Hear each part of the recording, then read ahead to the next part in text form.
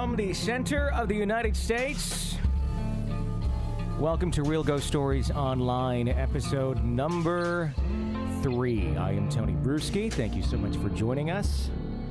I guess so far so good. We've made it to our third official episode in the series of the show, which is, I guess, somewhat of a feat. I've been trying to keep up on this every single week, get the show done, get the show out there, because I know a lot of you guys are starting to follow it and starting to listen to it, and obviously the hundreds of thousands of views from our specials over the years. We got some fans, so I do appreciate that. Tonight on the show, it's going beyond just talk of the paranormal. We are going to enter into the world of actually hearing the paranormal. Of course, you probably know I'm talking about EVPs, or electronic voice phenomena. Tonight we have Greg Myers, president of the Paranormal Task Force, with us, and he's going to be sharing with us some EVPs that he has caught on his adventures, I guess, for a lack of a better term, and findings out there in the field. So that should be a very interesting show this evening. Little background on Greg for our listeners out there. He's had paranormal encounters since being a teen. Has had years of paranormal investigative experience. He's well-versed with haunting classifications, paranormal investigative techniques, and leadership. For example, Greg has served as a technician and supervisor while serving in the military, and has further enhanced his education and abilities with legal issues while serving over 10 years in the legal field. Greg became part of Missouri Paranormal Research in August of 2005, serving as a co-administrator, lead investigator, and EVP specialist. While serving with MPR, Greg became an instrumental element in the collection and analysis of evidence in a case involving an extreme inhuman haunting possession. That's something I also want to ask him about this evening. That could, I'm sure, lead to some very interesting conversation. This haunting was featured on Discovery Channel's A Haunting series as the Season 3 opener. In October of 2006, Greg co-founded Paranormal Task Force, which is a non-profit organization which promotes the awareness of paranormal research and historical preservation through a variety of methods. Missouri Paranormal Research now serves as a non-extreme investigative and research division, while other divisions will be launched, making Paranormal Task Force a one-stop resource for all paranormal needs of clients, the public, and other organizations. Almost like a real-life Ghostbusters. We'll talk more about that in just a bit. He's been on countless radio and TV shows sharing his knowledge of the paranormal. Greg has authored several short stories and articles concerning the paranormal, some of which were published with Weird Missouri and Weird Encounters in 2010. Greg was also voted as one of the top 10 investigators in America for 2008-2010 on Haunted America Tours. Greg Myers, welcome to Real Ghost Stories Online. Well, hey, Tony. Thanks for having me on. I am very intrigued by what you do and what you have found. Just to kick off our conversation here and to kind of introduce you to our audience. Obviously, we just talked a bit about your background, but why don't you tell us in your own words, starting off, what initially got you interested in this topic? Well, basically, it's from having a few encounters growing up. I had some pretty bizarre ones, and that piqued my interest, even in the military. Actually, I lived out in the woods one time to take, my parents were taking care of a church camp that closed down for a couple of years. Mm-hmm. And there was an old abandoned house on the grounds, and it was rumored that it was a place where a family lived, and they were murdered by some motorcycle people, motorcycle gang, like back in the 60s. Mm-hmm. And that was due to being possessed of the road that went by their house and down a private road. The shortcut, more or less, to go out the back way of the property. And I guess a confrontation happened with the male of the family and the motorcycle gang, and they shot him and his wife with a shotgun. And then eventually the church camp reopened, and myself and a friend who was a lifeguard out at the camp, we decided to do a little bit of a prank. We were teenagers on a group coming out doing a midnight moonwalk while they were, staying at the camp. Mm-hmm. So we went down to the house and climbed up in the top floor, the second floor area. There was no stairs. We had to go up the side of the the laving boards, below the plaster. Mm-hmm. And we waited and waited, and then all of a sudden we started hearing big, heavy footsteps, like work boots on the bottom floor. Mm-hmm. And we looked through a hole and didn't see nothing. And then all of a sudden, some of the plaster started coming off the wall, coming up to the opening to the second floor. And we actually saw some of the laving boards pop inward, like feet kicking them in. Mm-hmm. And my friend was getting really nervous, and to tell the truth, I was too at the time. And then all of a sudden, you heard these two loud footsteps that come up on the top floor, clump, clump. And you heard a loud exhale. Well, my friend didn't wait. He jumped out the second-story window and went with some brush and took off. I tried to hold my ground for a bit, but the footsteps came closer to me, and then suddenly it must have passed through me. We couldn't visually see anything, but it was like a feeling of dried ice going through my body. Mm-hmm. And then I didn't jump out the window, but I hung out the window and, went to the ground. And then we come running out of the woods in the moonlight, and we still succeeded in scaring campers at the time as they were on their walk, and we're running through the dark under moonlight right by them. Mm-hmm. At what point did you realize that that wasn't a person? Did it take up to the point of where you felt something go through you, or did you early on think this is not quite something human walking around upstairs? Well, we started hearing the footsteps on the ground below the heavy work boots, so we kept shining our flashlights. And you didn't see anything, yeah. We did not see anything, so we knew it had to be something abnormal or paranormal at the time. Wow. That could certainly, of course, pique an interest to anyone to that topic. So years later, then you got into actual research, I understand, of the topic of the paranormal. How did that begin? That actually happened after an encounter in a house I recently bought back then. I was sitting in the bathroom and looked out. I left the bathroom door open. I was sitting on the toilet, looked out, and I saw this, like a real thin farmer face, like a farmer wearing coveralls, looking in the bathroom at me. And I thought for sure somebody broke in the house.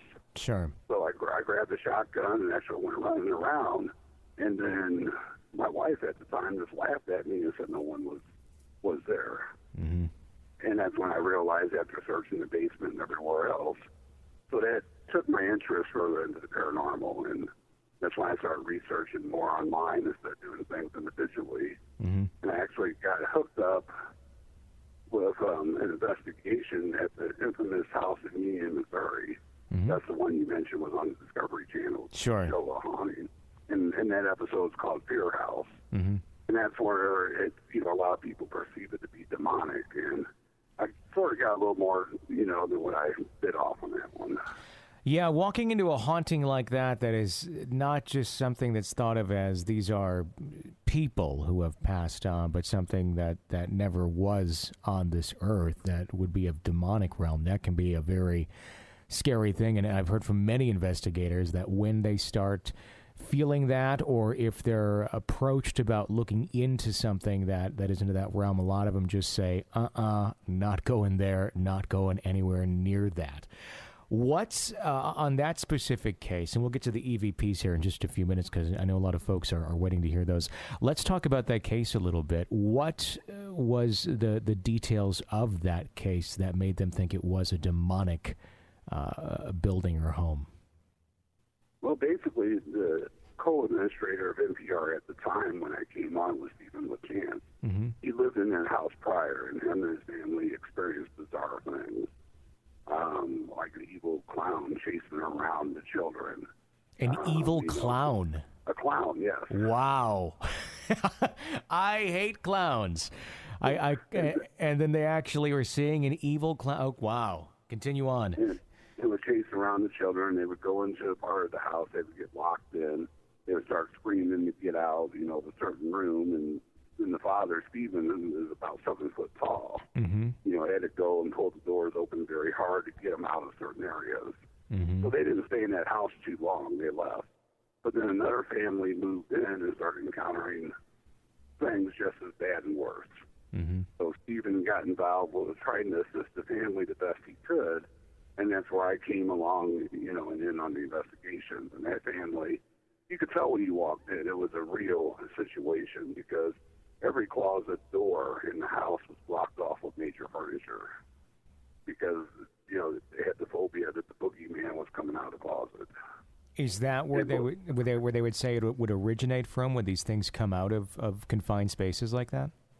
Well, demonic haunting, it could really come from anywhere, but yeah, I guess the perception or the impression stage, is what people would call it if they want to try to make the family dysfunctional any way it can. Sure. So in this case, it portrayed like the boogeyman, and what was bizarre about that, it also portrayed itself as like a little leprechaun type figure to that family, not the evil clown. Wow. So it like changed, I guess maybe they watched some of the shows with the evil leprechaun in it, and they might have been afraid of it, so it played on their ears. Yeah, I mean, it's almost like it was jumping onto the images that pop culture would have thrown out there over the last, 10, 20, 30 years of evil and demonic things, but it took on that form because it knew that that's what that family feared. What was your role in that investigation? Well, I just started off. It was like Stephen was trying to reformulate Missouri Paranormal Research because he recently lost the whole team, I think, over that haunting. So he was having people come and try to investigate there and see how they handled it, and that's where I came along. He lost the team. Was it because of the subject of what it was, and because it wasn't just a normal haunting for what a normal haunting would be? Yeah, I think so. It was like the action, from what I understood, was the actions of the prior team members, the way they changed, and different things that happened to them, the way to the location. Wow. But I could follow them home and, also go after them in their own homes. Sure, so they wanted nothing to do with it. Right. Okay.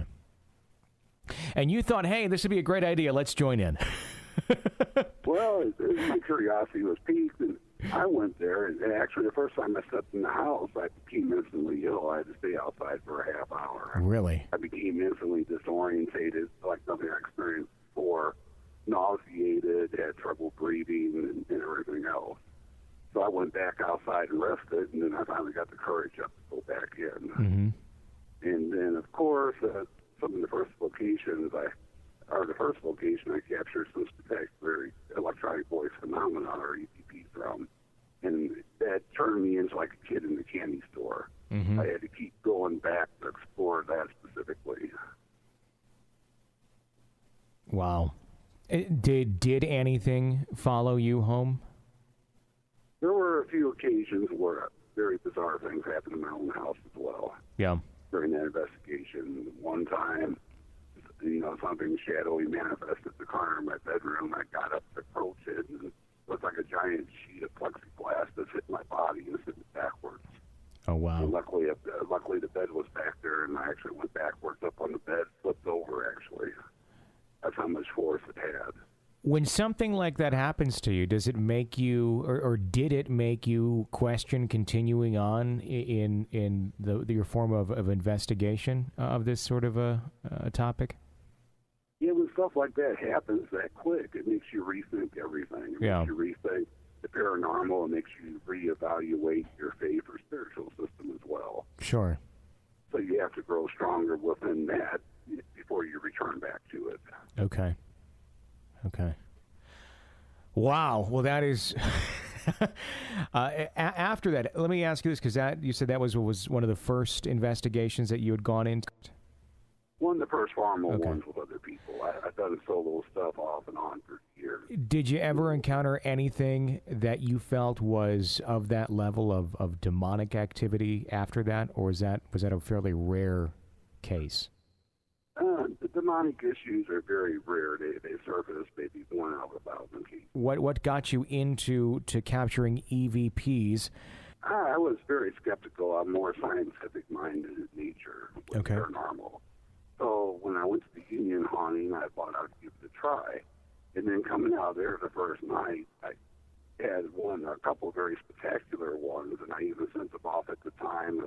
It was Todd Bates in Chicago. He ran Haunted Voices. He was the expert of that day, and he still pretty much is. Mm-hmm. And he listened to my audio over and over again. It had an addictive quality to it, where you kept wanting to go back and keep doing it and keep doing it.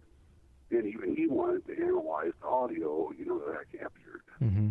So that set me off on like the addiction, for the EVP communication. Sure. What was your first EVP? What did you capture? What was it saying? Well, I think the first one I captured out of the Union House was that very bizarre one. I liked the little boy. I like the little boy. And that was actually used in the documentary Children of the Grave that aired on Sci-Fi as well. Okay. Is that one of the EVPs that you've sent us to listen to tonight? I believe so, yeah. Okay. That should be in there. That's Union Point? Is that? Pardon? Or is that the Union I'm seeing listed here? Union, what's the label after it? I see Union Like Boy. Yeah, that's it. Okay. And I'm not sure how it's going to be heard over the radio sometimes. Sure. It's more difficult to hear them over loudspeaker systems or radio broadcasts. And we'll play that in just a few moments. We'll go through these EVPs, and you can share the stories behind those EVPs. Let me ask you this before we start playing some of these EVPs, because there's more ways to capture EVPs, it seems, than there has been in the past. Of course, there's the tape method, using an actual cassette recorder that uses analog tape. Now there's, of course, also the digital method. Let's start out between those two methods. What one do you prefer using today? I think they both work equally as well. Really? Because they can manipulate the magnetic heads on the old tape recorders, the magnetic ones. Mm-hmm. But on the new ones, you have the IC circuitry, which can be manipulated with electromagnetic fields as well. So either way, you think they work just as good? Right. I've captured them on both. Okay. Now, what about the other method that people have been using to capture words? And the name of the contraption eludes me, but it scans through frequencies very quickly, and some claim that they can literally almost have conversations back and forth or ask questions and get an answer back almost immediately. Are you familiar with what I'm talking about? Oh yes, I am. I'm a scientific-minded. I don't really consider communication from those devices as EVP, but you're talking about what they call Frank's radio. Yeah. Ghost Adventures has the SD7 box, and that's what it does. It does a quick sweep through the radio frequencies. Some even have shortwave on them now. Yeah. What's your opinion on that method? Is that accurate? Is that something you would consider to be actually producing real results, or is it just because the results we're hearing are so fast and quick, it could be anything when it's scanning literally FM and AM waves and shortwave. There's a lot of pieces that could be being pulled in. Right. I was very, very skeptical at first, being scientific-minded. Yeah. I would think everything, like you're thinking, everything coming through, it's going to be a straight radio broadcast. Yeah. But when you get stuff that comes through there that's related to the location, related to the haunting, it'll be sometimes in the middle of the frequencies where there are no radio stations, mm-hmm. In certain areas of the band. Sure. And when you hear them talk about sweeps, that's because some of the devices might be 0.4 seconds on each station through the sweep. Mm-hmm. And if it gives you a sentence in the same voice, back to back over a span of up to, a half second or more, yeah, you're not going to get the same voice from a radio station coming through that complete sweep area. True. So, but it's very far and few in between from my experience. I do things more the old-fashioned method. I do experiment around. I call that experimental equipment, mm-hmm. on our end. But it has proved very useful in the past, where it does sometimes blurt out details, about the exact location, person, or something relevant to what you're investigating. Sure. What about some of the devices you see now where it will scan? I mean, there's one for iPhones, the Ghost Scanner, I believe it's called, and it supposedly is picking up waves and will spell out words for you that it's supposedly picking up. What do you think of those devices? That's the same type of device as the Oculus, really? X, and other such things. I mean, they have put on the iPhone. I was very skeptical of those as well, because you're depending on whatever you're investigating to be able to manipulate the electromagnetic fields and the temperature or other sensors in this device, mm-hmm. which will generate words or phonetics from it. Sure. And iPhones and Android phones have that capability, because most of them have temperature sensors in them and, mm-hmm. magnetic sensors. So those are the same way. You have to be very careful. About 95% of the time, it's random gibberish. Yeah. But sometimes you'll be somewhere where maybe the spirit, the entity, or whatever someone wants to call it, learns the process of using it. It's almost a learning curve. Yeah, a learning curve on their side as well. On their side, right. Yeah, because it's something that hasn't existed. But just an example, I was at a private investigation here in the St. Louis area, Mm-hmm. and I was with our vice president and one of our other lead investigators, Sandra Oates. We're in the basement of the area, and it kept calling her the bad B word. Really? And yeah, through one of those type of devices, the Ovilus at the time. Mm-hmm. And then we take a break, and unfortunately I'm still a cigarette smoker, so I tell them I'm going up outside to smoke one. Sure. And going up the stairs, the Ovilus just blatantly said, "No cigarettes." Which really, that was the first time it floored me, because it was something relevant to what was going on. Yeah. And it was direct. And I sent that to the inventor, Bill Chappell, with Ovilus, Mm-hmm. and that floored him as well. He never heard anything so accurate come out of it, and especially a word not programmed into the dictionary into it. So it wasn't even programmed in. Wow. So it was literally, it spelled it out itself.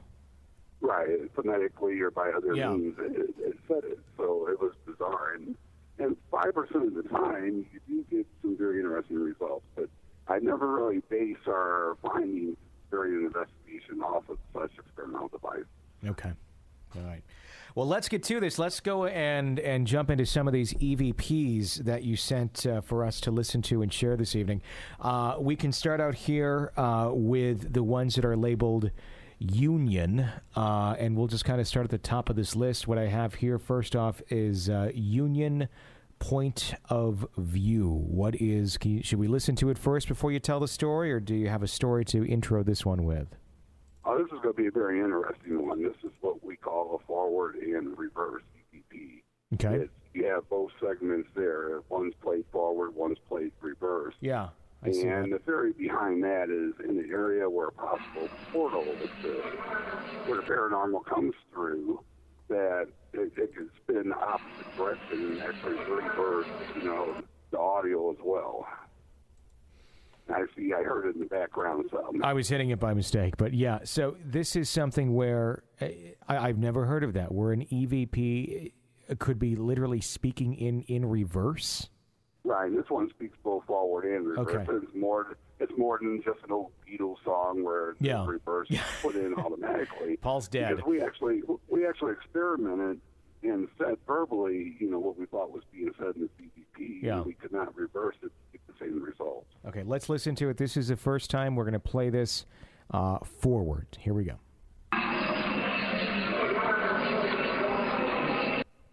One more time. Now, what are you getting out of that when you're playing it forward? Okay, what we perceived out of this one would be his point of view is distracted. A female voice. Okay. And then in reverse. Here we go.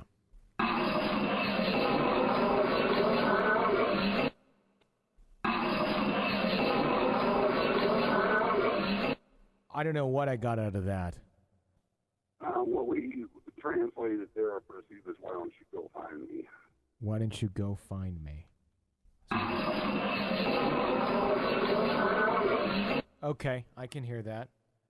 Let's listen to the first one again. And this is saying point of view, or my point of view is distracted, you said? Your point of view is distracted. Okay, here it is again. Okay, I can hear that. I can hear that. It's interesting when someone says what they're getting out of it, suddenly it's completely clear. How do you begin to decipher an EVP? Is it a bunch of people in a room throwing out ideas of what they think they're hearing, or just you getting something and then asking what others think, or how do you come to a conclusion on some of these? Well, actually, we'll each analyze our own audio or give it to someone else to analyze. Okay. And after doing it long enough, you know that the ones usually below accurately EVPs, and it's hard for me to describe on the phone. When you do this long enough of a program, you can see you're an audio at a radio station, and you can see certain aspects of the audio waves on the graph. Yeah. And a lot of times EVP, it's weird. It sucks out, some of the background noise first, where there's an extreme drop, in the wave patterns before it comes on, then it bursts on, and then it sucks out again. So it creates that oddity, at least from my experience, in a lot of EVP captures. Now, when you're capturing EVPs and you're actually going on recording, you're not hearing the EVP as you're walking through the investigation. You're not realizing it's saying anything until you actually sit down later and listen to the audio. Is that accurate? Right, 9 times out of 10. In some cases, you will hear it with your own ears. And in the case of that forward and reverse one you played, it's very odd. Because when you hear, I didn't see the full audio clip, but you hear me before that was extracted saying that's weird. It sounds like something was into my brain, like from space or somewhere that I could not identify, but I didn't hear it audibly. But I heard some type of a transmission garbled where I heard it inside me. Wow. And the best I could determine, it came from the brain area. Sure. I'm almost wondering, and this is something I've wondered about EVPs, where is it possible, and this may just be a matter of coming up with a contraption that could do it, because this is something I was able to do years ago in the old reel-to-reel days in radio. If you'd plug your headphone into a reel-to-reel player, sometimes, depending on its setup, there'd be a slight delay onto it. So whatever you were recording into it, a half a second later, you'd hear it back because you were hearing what was actually being put onto the tape. I wonder if there's a contraption out there that could be made where you're listening to essentially a small delay in the playback of what you're recording, where you could then instantly hear if there is an EVP being captured, because you're getting that slight delay and you're actually hearing the playback. You're not hearing just raw audio being pulled into whatever recording device you're using. That's a very interesting concept. I believe they have some things out there and some digital recorders where you could plug in headphones, but that's the live recording. It's not delayed. Yeah, it's where you actually wouldn't be listening to just the live audio coming in, but it's somehow playing back the essentially the material that was just captured a second or two earlier. Right, that's a very interesting concept. I might actually try to do that next time out on an investigation. Figure out some way to make a feedback delay on that. Because that could almost allow you to immediately interact then with that EVP that's saying something to you. My mind always goes back to the reel-to-reel at the radio station. It's old analog technology, been around forever, but that's on there. You were literally hearing a small delay because you weren't hearing the raw audio that was being fed through, and I always thought that could be something that could be very useful in the world of EVPs. Let's move on to another one. Back to Union. I have one. The next one here says, like boy. What's the story on this one? That's the first one that I talked to you about that capture. Okay. My first time in the Union House investigating, I go back and analyze my audio for the first time, and bam, there it was. Okay, this is our first one, and it's saying exactly what? I like the little boy. I like the little boy. Here we go. You like the little boy.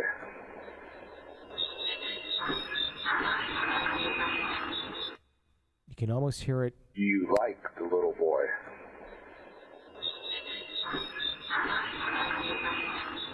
That's creepy. It's like it's whispering to you. That's very creepy, and that's a case where you hear the background cricket noise. Yeah. And it like remodulates. That's what I call it, a remodulation of that noise, or using that as a white noise, what a lot of people would say, to get out its communication. Because that white noise, it sounds like almost like a digital echo, suddenly appears. It's like it wasn't there before. Did that just come up when that voice came through and then go away when it stopped? Right, and that was it. That was the only period. Wow. Thereafter, before, it was just hearing the sounds of normal crickets on tape. Do EVPs and the voice that you've heard come through, do they differ in sound when you suspect that they are human or were human, or if they were something else, like a demonic force? Is there a different sound between the two? Well, by theory, the demonic can present itself as whatever it wants. Okay. It can present itself as a little girl, a little boy, Mm-hmm. or, something else. So in that aspect, depending on a person's belief system, there might not be any difference at all. In other EVPs, the under the 300 hertz level is the general guideline, because I picked them up in all the hertz bands. Mm-hmm. And that by documenting carefully your surroundings when you're capturing EVP. You got to orally note every noise, every movement. Mm-hmm. When you're doing it, if somebody's whispering, you got to note that so it doesn't get confused later. Sure. So it's all a matter of the person collecting it, how they, make those notes onto their audio recording when they analyze later, because you're not going to remember even a couple hours later. Now, this is something that obviously almost anyone can do just with a simple recorder going out there and rolling tape, for a lack of a better term, and asking questions and seeing what they get back. Something that I think can be kind of intimidating to folks is when they hear things like it's in this hertz band or that hertz band. If somebody is going out there and they capture the audio using an analog recorder or a digital recorder, is there any sort of special settings they need to be using on this, or are they just trying to record thin air, regular audio when they're trying to capture an EVP? I would say just record general audio. Okay. You don't want to use voice activation, because by the time something would manifest, and a lot of people make this mistake, I did in the beginning, Mm-hmm. By the time it manifests enough level of audio, you capture half of it or less. Okay. So you always want to take it off of voice activation. You don't want to use settings like dictation or notes. You want to use a setting on some of these newer ones like Zoom, like Amplifier, that captures distance as well. Okay. And then when someone goes back to review the audio and pull it up in essentially a wave form to take a look at it, is there any filtering techniques that you use to try and pull out certain areas or certain bands of audio, or do you just pull up that waveform and essentially look for some spikes? Well, you pull up the waveform, you listen to it, so you have to go back and look at the waveform, Yeah. After you hear it. And basically, I don't over-clean is what I call it, over-cleaning. Mm-hmm. You have to hear it clearly with your own ears first. Yeah. If you have headphones on, turn it way up, and you think you hear something, you keep cleaning and cleaning, you're going to distort it and create a paranoia situation, Mm-hmm. or what some people call matrixing, the audio version, Mm-hmm. that their mind is going to interpret it as something recognizable when it's actually not. Okay. So it's really just quite simple. Grab the audio and then listen back. Right, and the thing for someone doing that to remember, too, is when they're asking a question, you have to allow about 10 to 20 seconds for something to possibly manifest. You can't ask, like, what's your name, what color is your hair, what school did you go to. You have to allow spaces between your questions. And let them take whatever they need to, the time to try and manifest itself with an actual answer.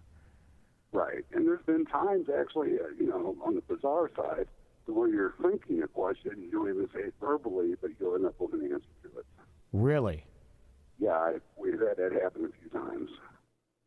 And you don't get the question out, you'll have the answer before the question, before you verbally say it. That's spooky. Well, that's the paranormal. Sure. It's spooky by nature. Let's play another one here. This is, I have here, let me stop here. Union, It's All Right. Here we go. That's very clear. Let's play that again. What was asked? Was there a question asked to that voice? It almost sounds female. No, I was actually outside on the perimeter of the property at night.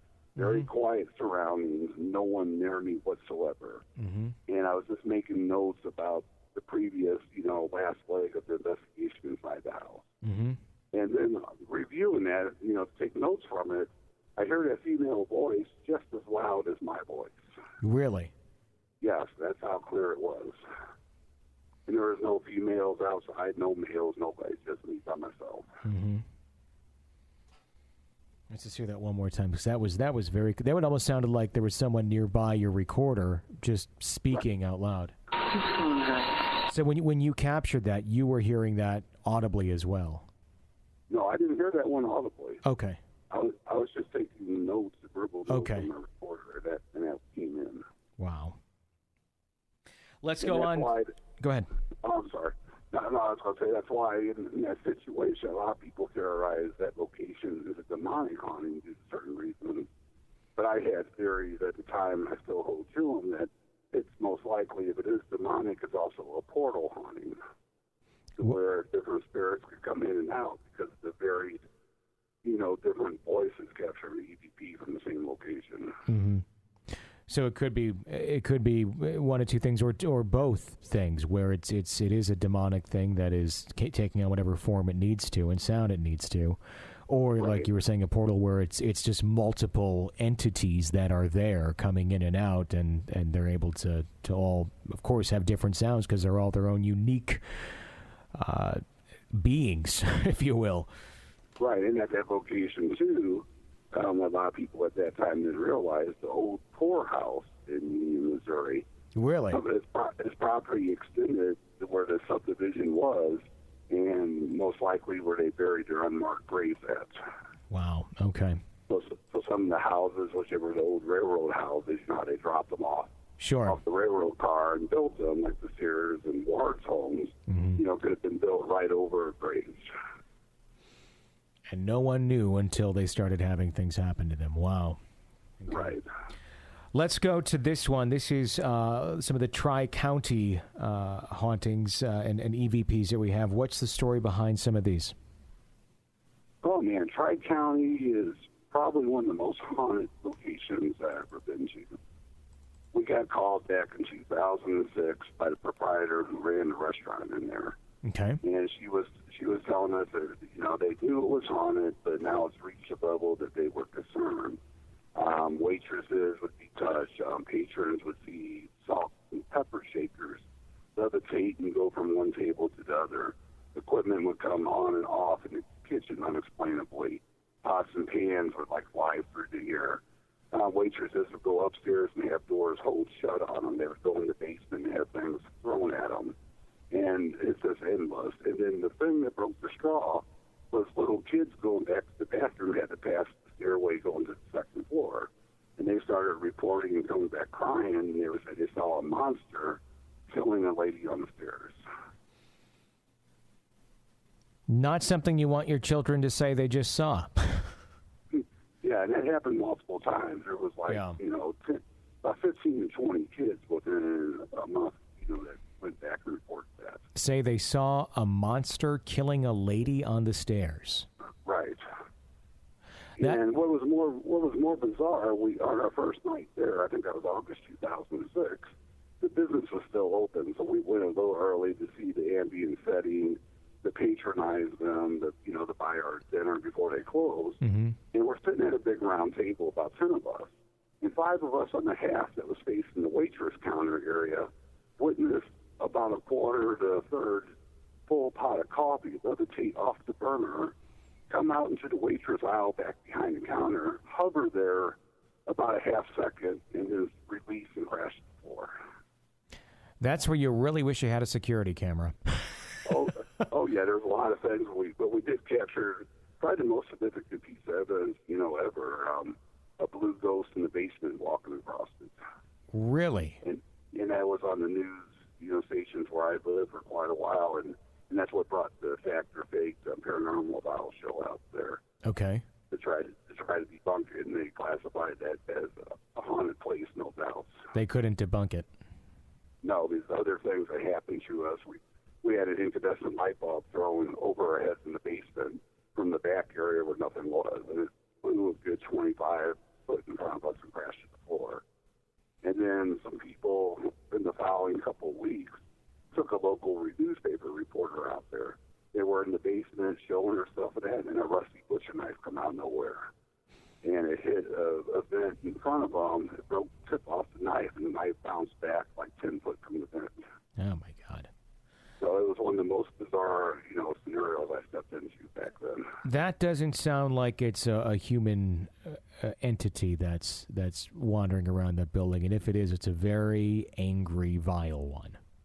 Yeah, I think so. But actually researching location after you investigate is very good to do, because we kept researching, we kept doing witness interviews of old waitresses that worked there back in the 60s. Mm-hmm. They told us a story about a Korean war vet that showed up there, and the owner, he was a little mentally disabled, let him sleep in the basement for doing janitorial duties and helping out around there. Mm-hmm. And when waitresses would go down there, he would get a kick out throwing things at them. Oh. So that's his characteristic. So we're pretty sure, I think his name was George Bates or William Bates, that those actions fit his living profile. It's what he did when he was alive. Right, but up on the other floors, it was bizarre because they would report seeing a man wearing like khaki-colored pants that was translucent in a flannel or plaid shirt. Mm-hmm. Would be the one in the dining room area that they nicknamed George. Mm-hmm. And no idea where they got the name from, but that profile fits the current owner's father who used to run the place. Okay.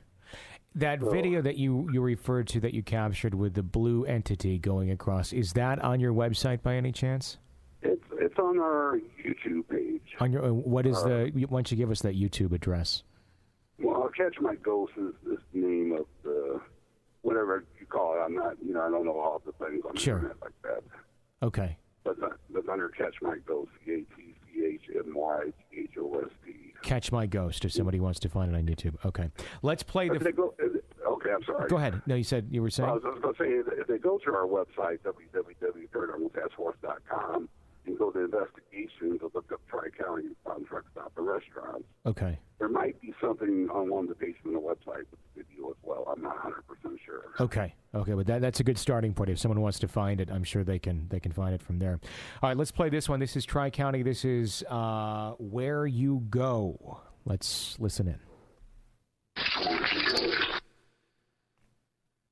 That's pretty clear.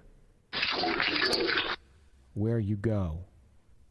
Yeah, where'd you go? That's the real deep voice. That's what people assume could be demonic right away because of the deepness of the voice. Mm-hmm. But you have to take into consideration how deep was the person's voice in real life. Sure. And that was captured in the second floor area, which at one time used to have little sleeping rooms for truckers. Okay. Like about six of them. And doing research, it shows that there's been some mishaps up there, like OD on certain drugs. Sure. Passed away, prostitution being, up there, and everything else. So there's a lot of cause for a voice like that. Sure. It could have very well been the sound of whoever that actually was at one time. Here's another one, Tri-County.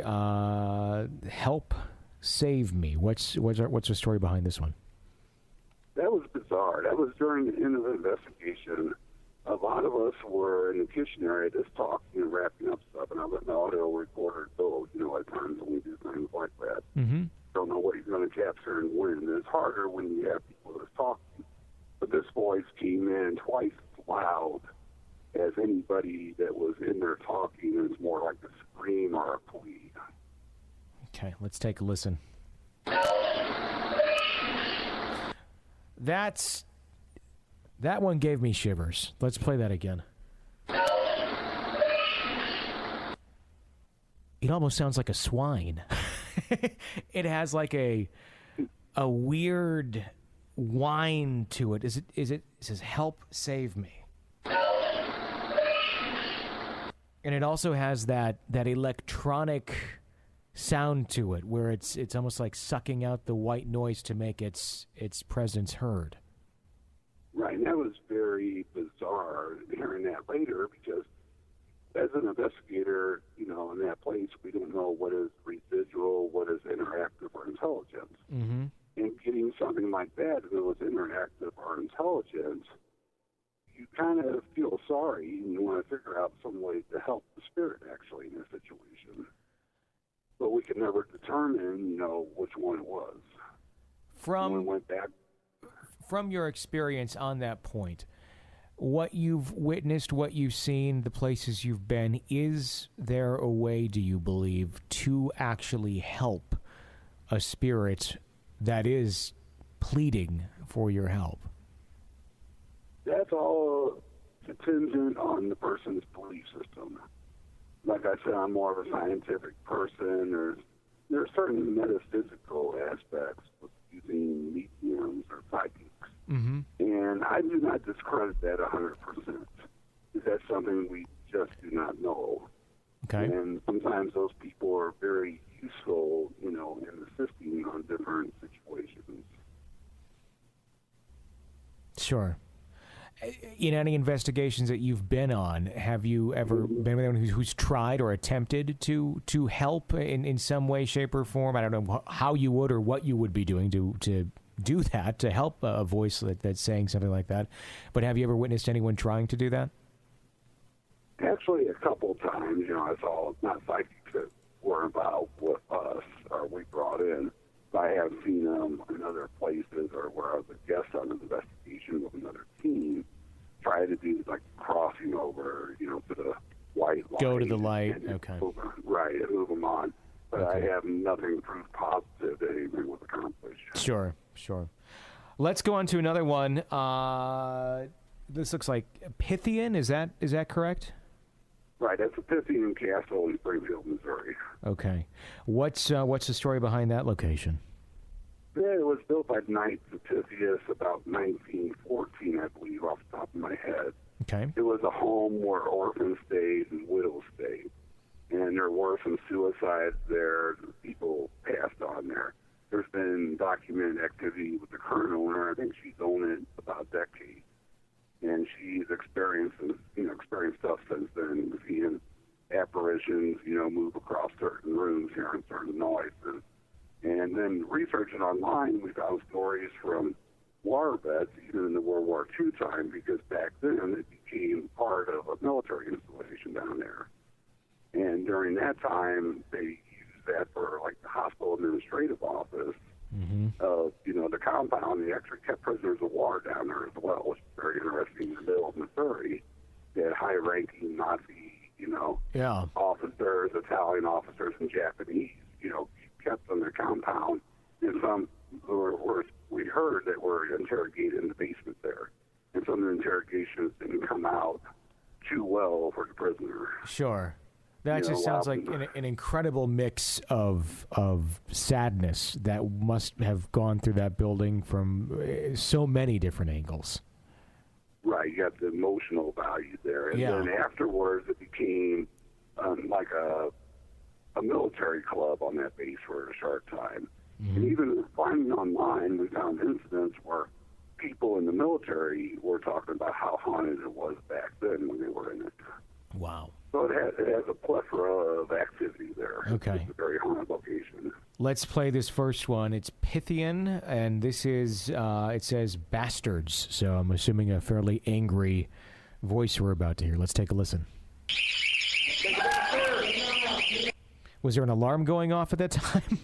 Yeah, that's a long story. We're actually involved. It seems like at that time, some producers of the show come with you and all hell breaks loose. Uh-huh. And we were down there. We were up on top of the tower room, or the third floor area, the small area. And the owner was telling us about a possible guy who molested children back in the day that worked there. Uh-huh. And we kept talking about him. She brought up his name.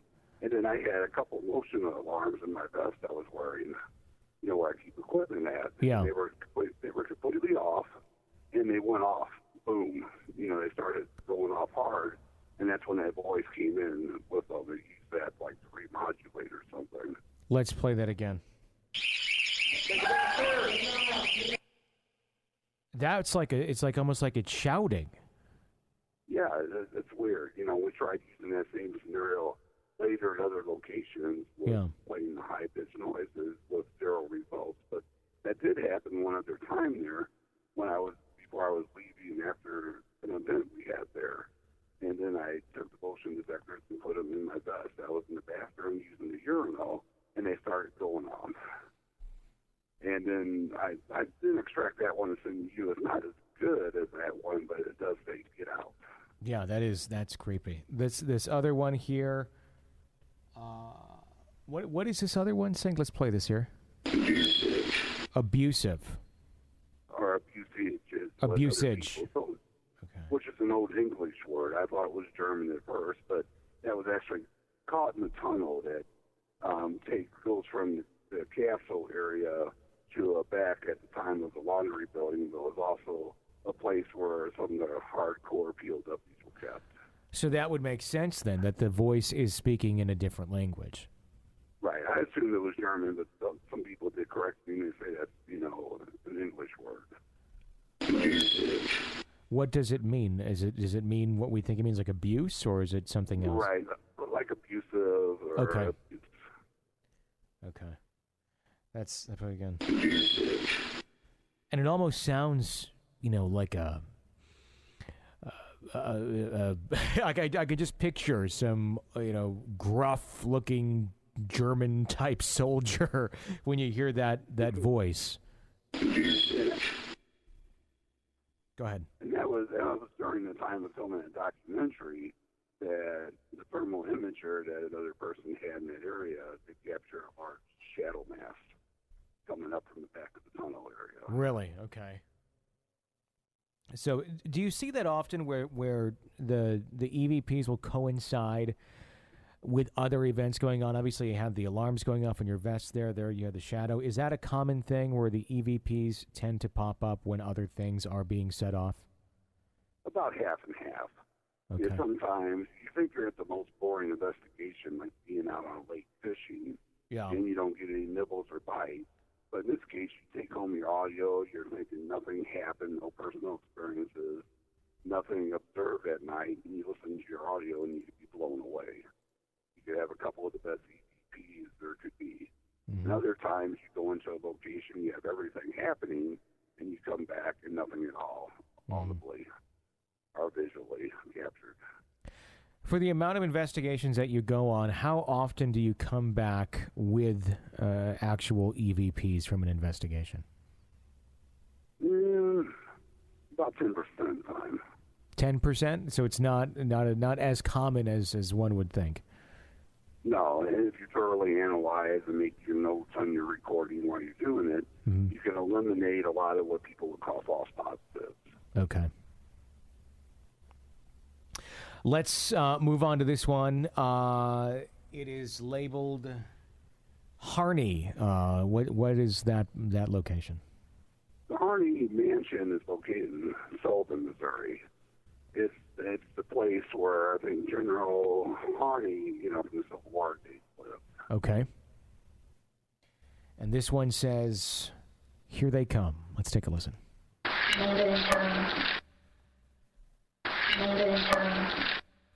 It sounds like a female saying that. Right, that's a female. What was going on in your investigation when you captured that? We were investigating. It was a very small investigative crew because the second floor is basically inaccessible in there, but they're renovating it now. Mm-hmm. We were encountering physical touches before that time and smelling like the scent of lavender traveling around. Mm-hmm. And documenting like EMF, electromagnetic field spikes on our meters at the same time as the temperature decreased. Okay. Then we came out of an old hallway, and one of us mentioned, let's go in this room, down here to the left. And since we entered the room, that's when the audio was. Okay. It's like they knew we were coming, and they were warning, that spirit was warning other ones. And there's more history than just, being the place where General Harney lived. Mm-hmm. It was also a Masonic temple at one time. Okay. And that's the room where I forget Eastern Stars, I think they're called. Uh-huh. In the Masonic world, the females use that room where the voices come from. Interesting. That's an interesting thought. That if can they communicate? If there's more than one in one location, are they communicating with each other on such a basic level, warning them, "Hey, here they come"? And that's what I presumed it was. Yeah, or it could be residual. It could be something from the past repeating. Sure. That's interesting. With EVPs, do you feel what percentage do you think are residual energies, and what percentage do you think are conscious beings that are actually able to respond consciously to questions and your presence? That's very, very hard to decipher. Yeah. Because a lot of times you ask your question is you get something that sounds more random than directly, answering your question. Sure. So I put the interactive portion a lot lower than the residual portion. Okay. We have one more here. This one is Zombie. What's the story behind that? Oh, Zombie Road is an urban legend area in the St. Louis County area. But it has significant history. It was the place where the Native Americans mined dirt to make tools and that out of. It was the only passable place in the bluffs at the time where they could go down and use the ford across the river. The railroad days, the railroad was built in there, and a lot of mayhem comes with the railroad construction, the Chinese, and situation and everything else. Then there was actually Civil War skirmishes. And then we kept investigating, and then we found a homestead down there that actually the husband lost his wife in a poker game and went back and hung himself at his homestead. Husband lost his wife in a poker game? Right, and he committed suicide by hanging himself. But wow. It doesn't stop there. It's just in the 1800s, one of the first settlers' daughters got hit by one of the early trains coming through the area. Oh wow. Hamilton. And then other deaths in the general area. A mother was taking her 5-year-old and crossing one of the creeks on a train trestle type bridge. And the last thing she did was push her son off into the river or the creek below, and she got hit by the train. The conductor stopped the train. They were able to rescue the boy out of the water, but she was long gone. Wow. There were teenagers that down there in the 60s, and they actually recruited locals for the body part search. So it just goes on and on. Somebody fell off the cliffs around Christmas time. A couple in their 20s, the cliffs above it. The boyfriend fell off, and his face, it's a little graphic for radio, but his face got caught in the fork of a tree. And it ripped off his face and scalp, and his body, fell below. Yeah. So it's not really a place you want to go hang out. Well, no, not a converted. They paved, one of the portions. Well, it's basically biking trails now. Now it's a park with flowers. Yeah, that's basically what it turned into. Yeah. One part's called the Rock Hollow Trail, another one's the Al Foster Trail. Okay. Which it transverses the whole area. But it's a type of area, daytime, nighttime. Yeah. You want to witness something, experience something different. That's another possible portal area as well. Okay. Let's play this one. Go ahead. Okay, I'm sorry. Let's play this one. Try again. You go. Oh, I'm sorry about that. I'm on the phone. But sure. Personally, I've seen full apparitions there. A guy in blue jeans and wearing a T-shirt. Really? That wasn't there, and he was seen by a couple others. You see shadow figures.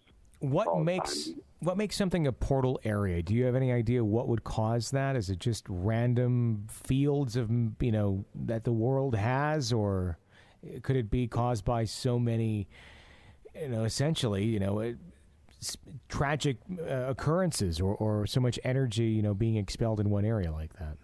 There's theories that support both sides. You have to type like geographic ley lines, and that could cause portal areas, depending on how they are in the area. Uh-huh. You have the other issues with so much death, tragedy, and emotion to create them as well. And there's a river down there, so you have the energy of the river.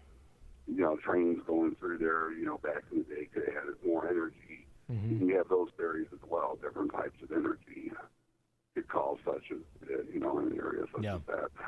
Okay, let's play this here. This is You Know Too Much. Is there a reason why you stay here?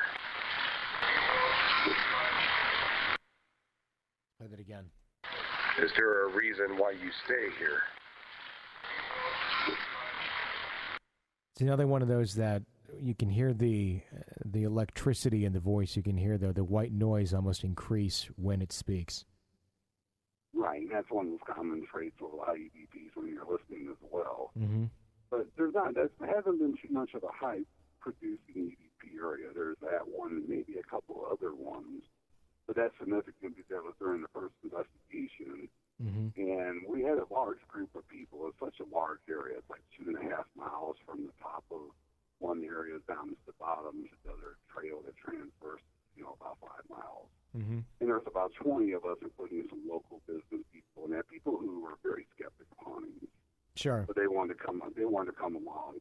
And we get halfway down the 2.5 mile run, and all of a sudden a shadow apparition comes down the side of a small bluff, Mm-hmm. stopped in the middle of the old road, and over half the people saw it, and then took off in the woods on the other side. And some of those locals that, have businesses down there, seeing the looks on their faces priceless. One of them turned around, and after a few minutes, it really thinks it over, and he goes, "What in the F was that?" Yeah. And then that's where we had to tell him. He kept shining his light. He goes, "It couldn't have been an animal. It wasn't a person. No noises were made." Yeah. And they were in awe. And there's actually a miniature railroad that runs down there as a recreation point, and some of them were from that, business as well. Yeah. And it gave them a different viewpoint the next time they run their little miniature railroads, for passengers. Wow. Wow. These electronic voice phenomena, the EVPs. Have you ever been, and this is one last question, have you ever been disturbed by anything that you have collected in your research? Genuinely, you played it back and went, okay, I really got to rethink doing this.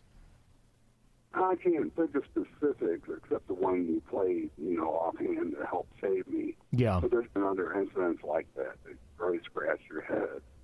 And it's like, what in the heck is going on here? Yeah. What was that? Yeah. Well, Greg, thank you so much for coming on and talking with us tonight. ParanormalTaskForce.com, that's the website, correct? Correct. Okay. Folks can go on there and check out more EVPs. And is there anything else you want to talk about? Well, they can find us on Facebook as well. We have a Facebook account. You can search for Paranormal Task Force on there. And I was just going to mention one thing I wish I would have sent you, because it refers to one of our members who's been with us from the beginning, passed away suddenly earlier this year, Tom Halstead.